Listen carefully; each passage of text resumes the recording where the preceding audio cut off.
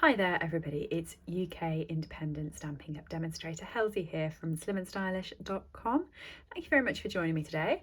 Today I have this cute little note card for you and it's using the Last a Lifetime Cling stamp set. This is from the annual catalogue from Stampin' Up and it's been around a bit now, but I just really love this floral element here. It's one of those stamp sets I don't use very often because I feel it's more of a wedding stamp set, and especially sort of since the COVID times we haven't really had weddings. However, I'm going to be using it today and I'm going to be putting Sending All My Love, and I feel that's a multi-purpose stamp so it can be used for other purposes. So for today I'm going to be playing with this stamp here, the Sending All My Love stamp, and then I've also got some background detail just behind here and here of the little heart and the little flower. So let's get started. First of all, you're going to need a piece of our basic white cardstock, and you're going to want our Memento ink because I'm using Stampin' Blends here and it's always best to use Memento ink with Stampin' Blends. So I've already got my stamps onto my blocks. I'm just going to ink that up, and you want two of this one. One, two. Okay, now I always find it easier to put them next to each other, especially if I'm going to be fussy cutting them out, because that way I can make sure that as I colour this one, I colour this one and they both look the same. So the blends you're going to be needing for this is Pool Party, Light and Dark, Dark Mango Medley, and then you've got Light and Dark Mossy Meadow, and you've got Light Cinnamon Cider. Okay. So start off with the Dark Pool Party. And this is what I mean, you just want to go around the leaves at the bottom. And when you've got them next to each other, it's quite easy then to do them both at the same time, so that they're both going to look pretty identical when finished. So you just want to go around the edge of all the petals, on the bottom edge, sorry.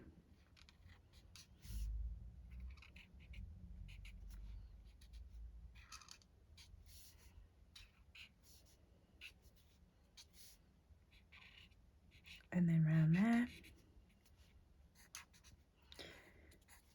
This is a really simple card and I really like it because it puts the emphasis on the flower that I really like, as opposed to the words.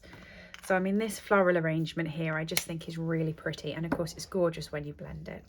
So I'm going to be using the Light Pool Party. I'm actually going to use the brush tip for this. So blends have a bullet tip and a brush tip. Brush tips are great if you've got to cover far areas or you want to get more ink onto the page, whereas the bullet tip is great for detail.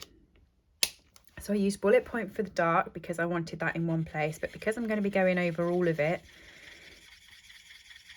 and just trying to get as much ink onto it to blend it, I'm going to be using the brush tip.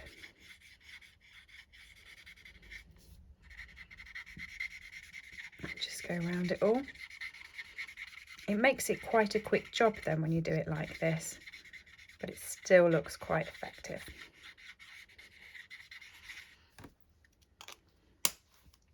Okay, for the centres of the flowers I'm using Cinnamon Cider, and I'm going to be using the bullet tip because I don't want to hit any of the petals and ruin the colouring I've already done. And the Mango Medley is going to be going onto the berries.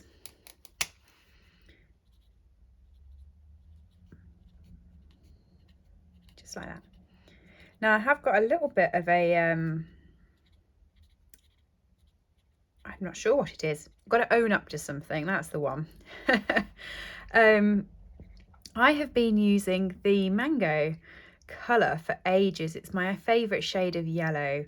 Actually, no, join. I like Safe Saffron as well. But I think it's really bright and it pops, and I do use it an awful lot on my blends. However, I hadn't got the ink pad. I had just got the blends. and I've been using them in quite a few videos, and in every video I've introduced it as Mango Medley. I'm going to be using Mango Medley now, just like that. Anyway, I've just come to purchase the ink pad because I thought, you know what, I'm using that colour so much, I want the ink pad. And as I was looking for the ink pad, I realised after about a year of telling everyone that I'm using the Mango Medley blend, it is actually the Mango Melody. So if you've been listening to me for a year telling you the wrong name, I'm so sorry. I love it and I use it all the time, so I can't count how many videos that I would have actually been calling it Mango Medley, but it's Mango Melody. And it's really hard now because it's stuck in my head, so every time I think about it, I still go back to Medley because I'm so used to saying it. But that's not it, it's Mango Melody. So if you're new to my channel and you've just hopped across, I have trouble with names. I look at it and see a way it should, I think it said, and just say it like that. So I've had this with a few colours, and I've had people try and say to me, Helzie, you're saying it wrong. It should be such and such. We've got a new one, Mango Medley, which is Mango Melody, really. Right. So once you've coloured that out, you want to fussy cut it. So I just use our snips. They're quite good. They're quite tapered at the end. And I always use down the bottom, go around it and do it quite low down, and then you can move the paper around. I've actually already done it for this video so that you don't have to sit through me fussy cutting. Okay. Next up is the sentiment. So the sentiment is sending all my love. And when you stamp that down, so I've got it on my block already, I'm going to be using the Stitched So Sweetly. This is from the So Sentimental bundle that's in the annual catalogue. And I'm going to be using this one here for the actual frame around the card. So what you want to do, as you can see exactly how that's going to sit, work out where on the page you want to go before you stamp. Because if you stamp that down there and you've only got a slight edge, it's not going to do it quite right. You want to stamp it so that there is enough room to still put the die around it. Okay, so go about midway like that, so you've got about 1 inch up. Then that will sit really nicely over the top, and you don't have to compromise on your die cutting there. You can get quite a nice bit behind it. So just make sure you've positioned it right on your paper before you go. Run that through your Big Shot or your Stampin' Cut and Emboss machine, whichever one you have got. And there we go. So now for the rest of the card, you're going to need your card base. So there's mine. This is a sheet of basic white cardstock. This is a thick one that's cut in half and scored in half, so it folds tenfold. And then I've got a piece of basic white. This is 10 centimetres by 14.35 centimetres.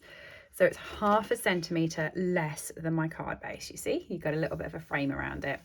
If you're over in the States and you're using inches, just go 1/4 inch less than your card base.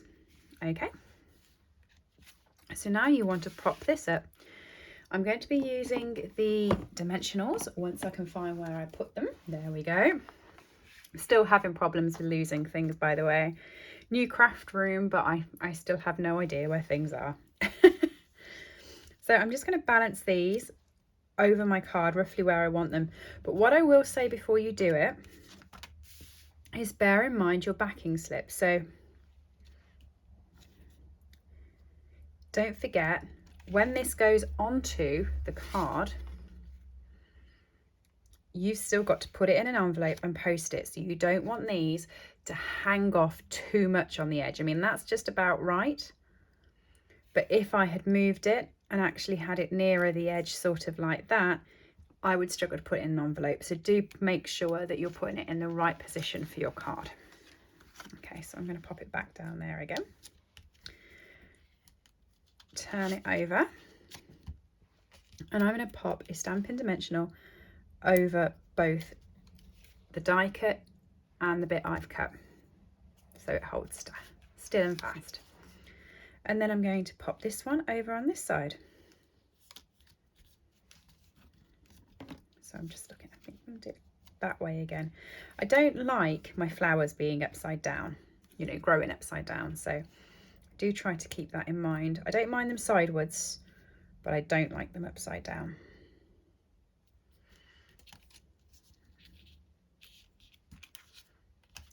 Exactly the same with that, turn it over, put a dimensional on the back, and then I'm just going to put a dimensional on the other two corners.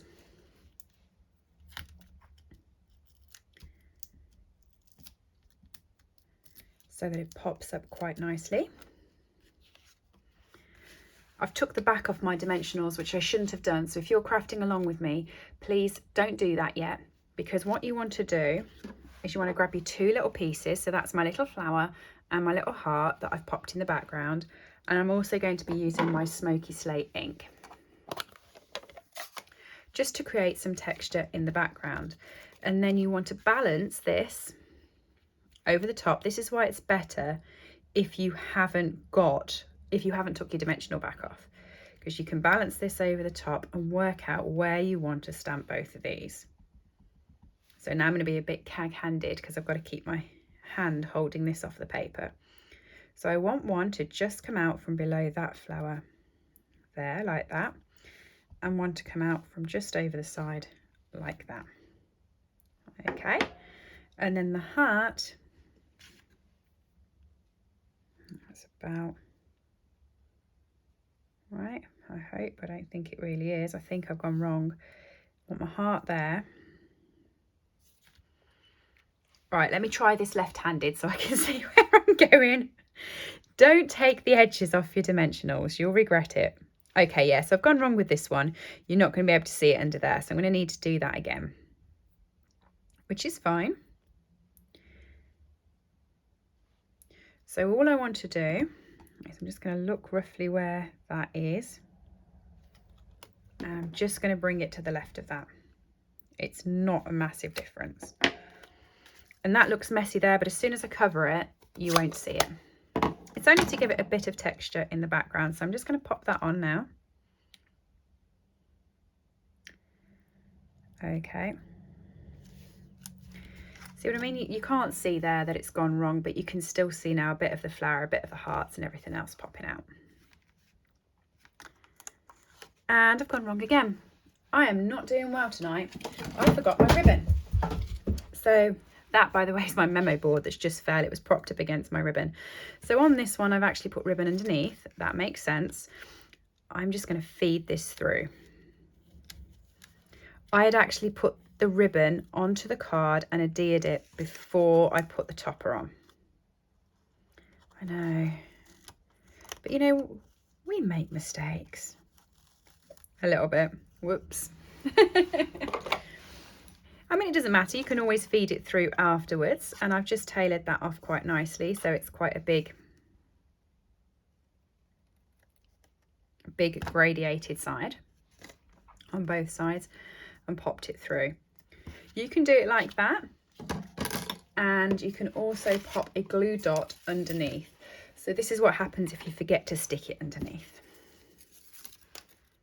So then put a glue dot just underneath the ribbon and the sentiment over that side, and no one will ever know that we missed that step out.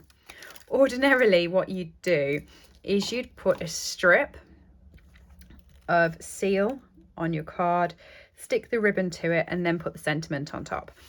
But I forgot, and there we go. Pretty much the same. I know. What am I like? I'm always forgetting things. My memory is just terrible. Oh dear. I think I need a new glue. Let me just grab another one. This is the problem. Me and my memory, I use the glues and I realise it's ran out. So I put it on the side with the new one that I've just opened. And then at the end, I can't remember which one was empty one and which one wasn't. So I'll put them both back in the pot. And the next video, guess what? I try and use the empty one again. I am pretty useless like that. Have my quirks. So there we go. To finish it off, I'm using these absolutely delightful opal rounds. So I hadn't used these before. They were in the mini catalogue. So still current and available for you to pick up. They're with the seashells section and they're beautiful. And hopefully you can see just exactly how twinkly they are. They are so glitzy. I love them. Really do. So I'm just going to pop a few of those sporadically around. So I popped a big one in this corner because I didn't feel like there was much going on in this corner, and it would be really nice if you sat the right way around. But of course you're not going to do that, that's too easy. And then I popped a couple of the little ones around the flower like that, just to give it some glitz, and it just gives it a real sparkle because those opal rounds are really glitzy. I love them. And there we go, a really simple notelet card using the Last a Lifetime Cling stamp set, which is available to purchase from www.slimandstylish.stampinup.net, which you'll find in the bottom corner here. Thanks for joining me today. If you've liked it, please do subscribe, and hopefully I will see you again soon. Bye. I hope you've enjoyed today's project. All items that I have used on this video are available to purchase from my store, www.slimandstylish.stampinup.net. Alternatively, if you would like a copy of our catalogues, please send me an email to slimandstylish@live.co.uk or leave me a comment below and I'll get in touch with you. I upload regular content to this channel, so if you do enjoy watching my tutorials, please make sure that you have subscribed and rang the bell to get notifications when new videos go live. Thank you for joining me and have a lovely day.